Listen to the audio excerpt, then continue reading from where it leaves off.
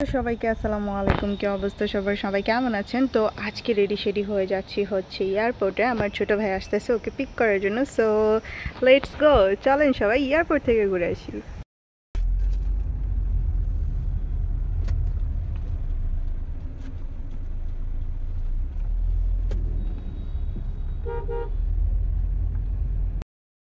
তো এই যে এখন আমরা অলরেডি গাড়িতে উঠে পড়েছি। এখন আছি আমাদের হচ্ছে বাস স্ট্যান্ডে। একটু ওয়েট করছি একটু কাজের জন্য, দেন রওনা দিয়ে দিব।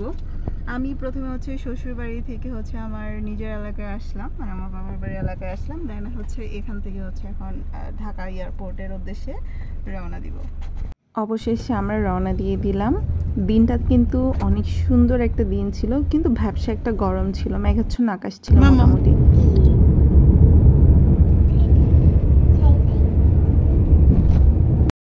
গাড়ি গ্যাস নিবে, তার জন্য আমরা এখন আবার গ্যাস স্টেশনে এসে দাঁড়িয়েছি। গাড়ি গ্যাস নেওয়ার জন্য ওয়েট করতেছে।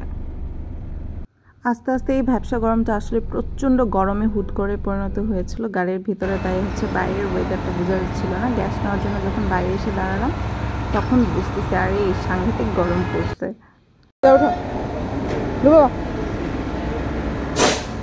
ওটা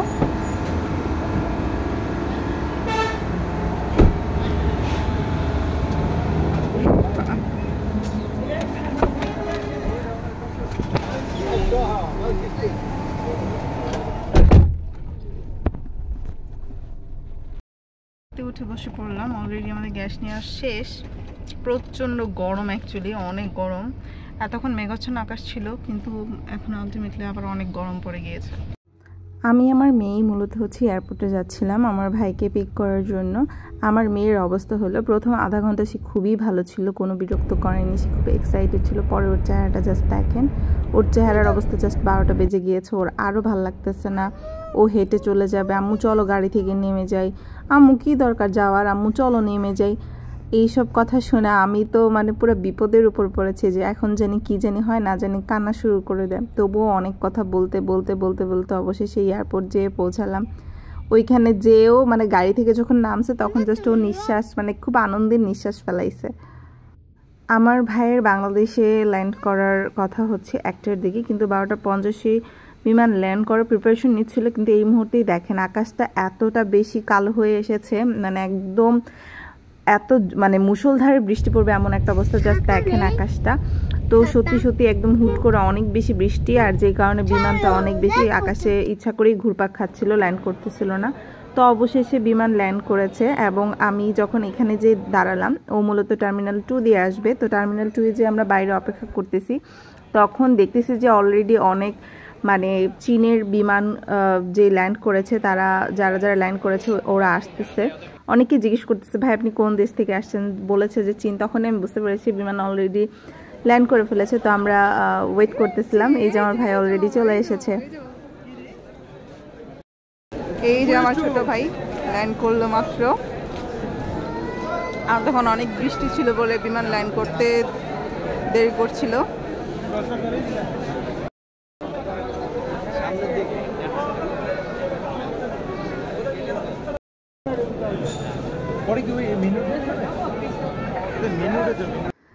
এই তো ভাইকে নিয়ে আবার বের হয়ে যাচ্ছি বাসার উদ্দেশ্যে রওনা দেওয়ার জন্য। তখনও কিন্তু আকাশটা মেঘাচ্ছন্নই ছিল, বৃষ্টি হালকা পাতলা পড়ছিল।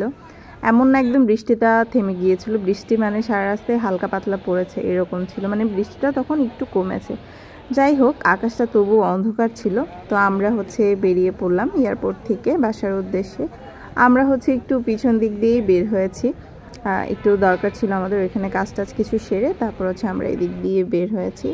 তখন দেখেন রাস্তার অবস্থা, মাত্র যে বৃষ্টি পড়েছে একদম পুরো এয়ারপোর্ট ভিজা ছিল, আর আশেপাশের রাস্তাগুলো তো অনেক কাদা ছিল, পানি টানি ছিল। যেহেতু আমাদের বাংলাদেশের পয় নিষ্কাশন ব্যবস্থা এখনও অনেক বেশি সচেতন না। আচ্ছা যাই হোক, তো এই তো আমরা বের হয়ে যাচ্ছি। এয়ারপোর্টে আসলে কি একটা বিষয়, ওইখানে 2 ধরনের অনুভূতি আপনি বেশি দেখতে পাবেন। এক হচ্ছে আনন্দের কান্না, আরেকটা হচ্ছে দুঃখের কান্না, বা আরেকটা আছে যে আরেকটা হচ্ছে বিভিন্ন কারণে, কিন্তু 2টা জিনিস হচ্ছে মেন। যখন কেউ হচ্ছে বিদেশ থেকে আসতেছে, দেশের বাইরে থেকে, তখন হচ্ছে সবাই আনন্দে কান্না করে। হ্যাঁ, আর যখন কেউ দেশের বাইরে চলে যাচ্ছে, যার ফ্যামিলির মেম্বারটা বা যার ফ্যামিলিটা চলে যাচ্ছে, সেই আসলে জানে যে কেমন লাগে তখন, আর সেটা থাকে হচ্ছে সবচেয়ে কষ্টের কান্না। আসলে দেশের বাইরের মানুষগুলাকে সবসময় পাওয়া যায় না, হুট করেই পাওয়া যায় না। মনে হয় যে একটা অনুষ্ঠান বাড়িতে বা কোনো একটা বাড়িতে কোনো কিছু ঘটেছে বা এই সময় একটা মেম্বারকে হুট করে দরকার, কিন্তু তখন কিন্তু পাওয়া যায় না। তো যাই হোক, ভাই এসেছে, তো আজকে কিন্তু আলহামদুলিল্লাহ আমাদের আনন্দেরই একটা দিন। আমরা অনেক বেশি খুশি ছিলাম। এই তো গাড়িতে উঠে পড়েছি এবং রওনা দিয়ে দিয়েছি। সেম আমার মেয়ে সেম কাজটা করলো হচ্ছে যাওয়ার সময়। সে হচ্ছে প্রথম আধা ঘন্টা খুবই ভালো, এবং পরের আধা ঘন্টা আবার শুরু করেছে যে তার আর ভালো লাগতেছিল না। এই যে আমার ভাইয়ের ফ্রেন্ড, ও চীন থেকে ফোন দিয়েছে।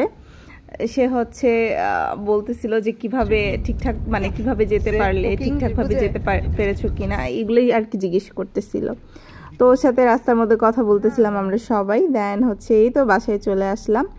বাসায় চলে আসার পর আমার আম্মু হচ্ছে মানে বারবার কল দিয়ে বলতেছিল, তোমরা কিন্তু একদম গেটে এসে আমাকে কল দিবা। আম্মুকে প্রথমে কল দিলাম।